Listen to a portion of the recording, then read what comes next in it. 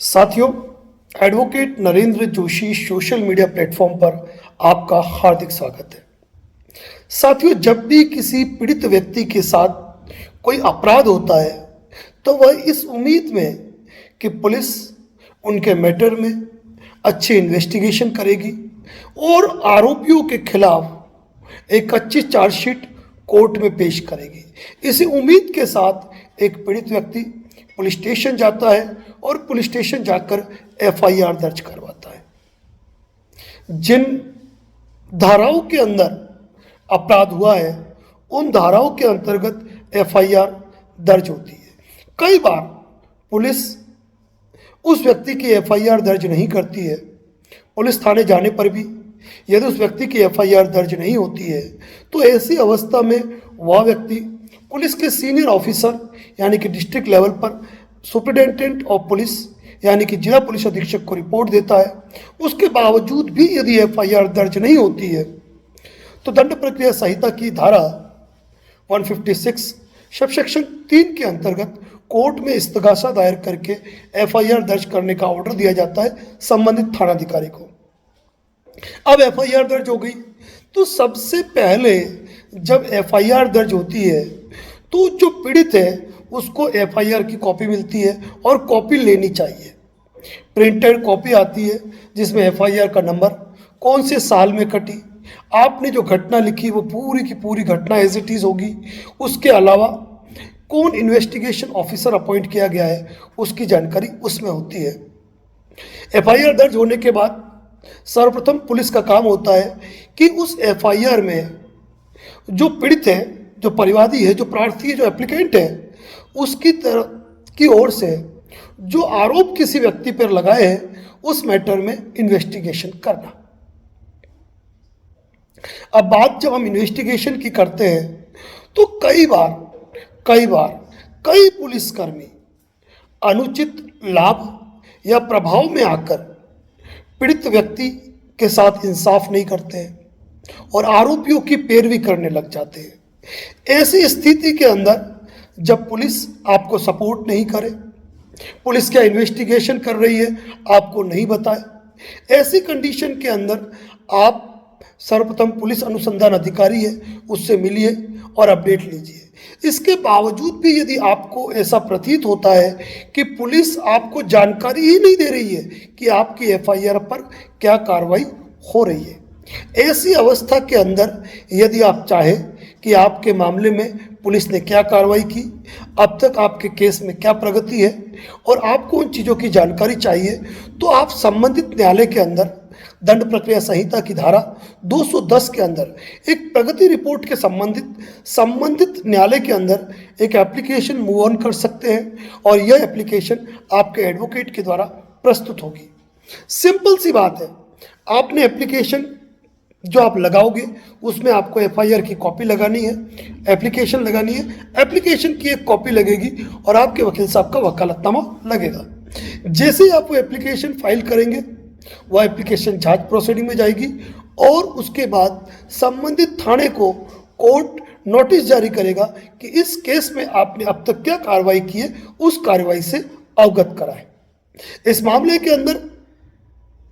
जो पुलिस थाने के आपके अनुसंधान अधिकारी है उनको उस केस की प्रगति रिपोर्ट यानी कि जिसको फैक्चुअल रिपोर्ट कहा जाता है, तथ्यात्मक रिपोर्ट भी कहा जाता है और वर्णनात्मक रिपोर्ट भी कहा जाता है, वह कोर्ट में सबमिट की जाती है। यहाँ एक बात और कहूँगा, उसकी कॉपी आपको नहीं मिल रही है, केवल वह जो रिपोर्ट है कि पुलिस ने अब तक क्या कार्रवाई की है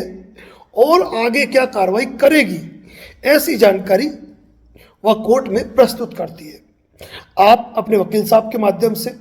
कोर्ट में उस तथ्यात्मक रिपोर्ट को पढ़ सकते हैं और यदि आपको उसकी कॉपी चाहिए तो आप कॉपिंग शाखा के अंदर सर्टिफाइड एप्लीकेशन के लिए आवेदन कर दीजिए कि आपको सर्टिफाइड कॉपी चाहिए। एप्लीकेशन प्रतिलिपि का आवेदन पेश कर दीजिए। निर्धारित चार्जेस के प्राप्त करने के बाद आपको उसकी कॉपी मिल जाएगी। अब आपने देख लिया कि एफआईआर दर्ज करने के बाद पुलिस ने अब तक क्या कार्रवाई की, किसको नोटिस दिए, कहाँ से सीडीआर रिपोर्ट तलब की, आरोपी के खिलाफ उन्होंने क्या क्या कार्रवाई की, क्या कार्रवाई नहीं की। और यदि आपको ऐसा लगता है कि पुलिस पक्ष में काम नहीं कर रही है और आपको ऐसा लगता है कि आपके मैटर में एफआईआर दे सकती है, पुलिस क्लोजर रिपोर्ट पेश कर सकती है और ईमानदारी से अनुसंधान नहीं कर रही है, और ऐसा भी लगता है आपको कि पुलिस डिले कर रही है और फास्ट काम नहीं कर रही है, ऐसी कंडीशन के अंदर आपको चाहिए कि आप अपने वकील साहब के माध्यम से जो संबंधित कोर्ट है उसी के अंदर, वैसे तो आप हाई कोर्ट के अंदर भी फेयर इन्वेस्टिगेशन की पिटीशन मूव कर सकते हैं, लेकिन आजकल की तारीख में हाई कोर्ट में कोई भी एप्लीकेशन आप मूव ऑन करते हैं तो ऐसी कंडीशन में हाई कोर्ट भी कहती है कि इस मामले में साकिरी वासु बनाम स्टेट ऑफ यूपी के नज़ीर के अनुसार संबंधित न्यायालय को सुपरविजन का अधिकार प्राप्त है। तो आप एक सुपरविजन का प्रार्थना पत्र माननीय न्यायालय के अंदर पेश कर सकते हैं और न्यायालय से अनुरोध कर सकते हैं कि इस मामले की जांच सुपरविजन, श्रीमान के सुपरविजन में कराई जाए और समय समय पर इसकी तथ्यात्मक रिपोर्ट तलब की जाए और इस मामले में पुलिस को निर्देशित किया जाए कि अनुसंधान किस तरीके से करना है और यथाशीघ्र नतीजा रिपोर्ट न्यायालय में पेश करें। अब हर तारीख पेशी पर कोर्ट में वो मामला चल रहा है, अनुसंधान अधिकारी की भी ये बात नज़र में है। अगर इसके बावजूद भी, न्यायालय के आदेश दिए जाने के बावजूद भी, यदि पुलिस अनुसंधान अधिकारी आपकी नहीं सुनती है, आपके पक्ष में इन्वेस्टिगेशन नहीं करती है, इन्वेस्टिगेशन के कई तथ्यों को छोड़ देती है और आरोपियों की पैरवी करते हुए आरोपियों के अनुचित लाभ और प्रभाव में आकर अगर वह कोर्ट में क्लोजर रिपोर्ट पेश कर देती है, क्लोजर रिपोर्ट पेश करने का मतलब अपराध का नहीं बनना या फिर मामला सिविल नेचर का होना या फिर आपकी रिपोर्ट में कोई कमियां बताना, इस प्रकार कुछ भी हो सकता है। जब क्लोजर रिपोर्ट न्यायालय में पेश की जाती है तब आप उस क्लोजर रिपोर्ट के खिलाफ आप प्रोटेस्ट पिटीशन,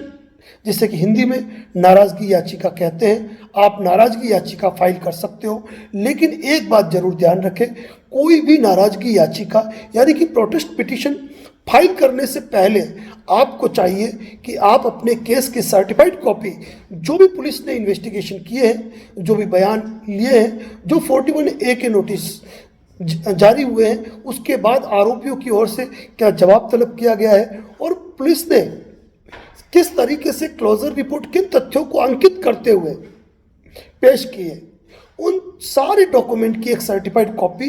प्राप्त कर लीजिए और प्रोटेस्ट पिटीशन पेश करने में कोई जल्दबाजी न करें। आप आराम से महीने भर का समय लें कि आपको चाहिए उतनी डेट आपको मिल जाएगी, 1 तारीख, 2 तारीख, 3 तारीख, 4 तारीख, जितना टाइम आप चाहिए कोर्ट से आपको उपलब्ध हो जाएगा। इसके बाद आपको पुलिस ने जो इन्वेस्टिगेशन की है उस पर बारीकी से स्टडी करनी है, एक एक चीज पे फोकस करना है कि पुलिस ने एफआईआर में जो लिखा था उस एफआईआर के कंसर्न में क्या कार्रवाई की है, क्या पुलिस ने संबंधित जो भी रिकॉर्ड तलब करने थे वो किए हैं, आखिर पुलिस ने क्या कमी छोड़ी है, आपने जो बयान दिए थे क्या उन्हीं बयानों को दर्ज किया गया या पुलिस ने 161 में अपने बयानों को चेंज कर दिया गया, पुलिस ने अपनी क्लोजर रिपोर्ट में क्या लिखा है क्या नहीं लिखा है, किस मुद्दे पर अनुसंधान करना शेष रहा है, पुलिस ने अपूर्ण अनुसंधान किया है, दूषित अनुसंधान किया है या फिर अनुसंधान किया ही नहीं है, या गंभीरतर मामलों में जहां डीपली इन्वेस्टिगेशन की जरूरत थी क्या इन्वेस्टिगेशन के नाम पे फॉर्मेलिटीज की गई। इन सारी बातों को नज़र रखते हुए आप अपनी प्रोटेस्ट याचिका बनाकर जब आप कोर्ट में पेश करेंगे और यदि उससे संबंधित कोई आपके पास साक्ष्य है तो वो साक्ष्य पेश करेंगे, तो यकीन मानिए दोस्तों कि जो आप संबंधित मजिस्ट्रेट होंगे इस मामले पर संज्ञान लेंगे और संज्ञान लेकर उस मामले में अग्रिम अनुसंधान के लिए, फेयर इन्वेस्टिगेशन के लिए और किन बिंदुओं पर अनुसंधान करना है उसके लिए आपकी पत्रावली को पुनः भेजा जाएगा और आप चाहें तो उस अनुसंधान अधिकारी को बदलने के लिए किसी उच्च अधिकारी से अनुसंधान कराए, इस बाबत भी निवेदन कर सकते हैं। और यदि आपकी प्रोटेस्ट पिटीशन को किसी कारण से यदि अधीनस्थ न्यायालय स्वीकार नहीं करता है तो ऐसी कंडीशन में आपके किन बिंदुओं को अधीनस्थ न्यायालय ने नहीं सुना, आप उसके मैटर में रिवीजन पिटीशन फाइल कर सकते हैं सेशन कोर्ट में, और उसके बाद भी हाई कोर्ट और सुप्रीम कोर्ट के दरवाजे आपके लिए खुले हैं। तो कहने का मतलब एक ये साथियों कि यदि आपके साथ फेयर इन्वेस्टिगेशन नहीं होती है, पुलिस यदि पूर्ण अनुसंधान करती है, उचित अनुसंधान नहीं करती है, दूषित अनुसंधान करती है, और कहीं पर आपको लगता है कि पुलिस ने अपने पद और कर्तव्यों का निर्वहन ही नहीं किया है, तो ऐसी अवस्था में आप पिटीशन जो आपने फाइल, प्रोटेस्ट पिटीशन जो फाइल की थी, और पुलिस के पुनः अनुसंधान करने पर जब उसमें चार्जशीट फाइल होती है, तो उन दोषी पुलिस कर्मियों के खिलाफ भी आप कार्रवाई कर सकते हो, और कार्रवाई करनी चाहिए ताकि वो नज़ीर बने और भविष्य में कोई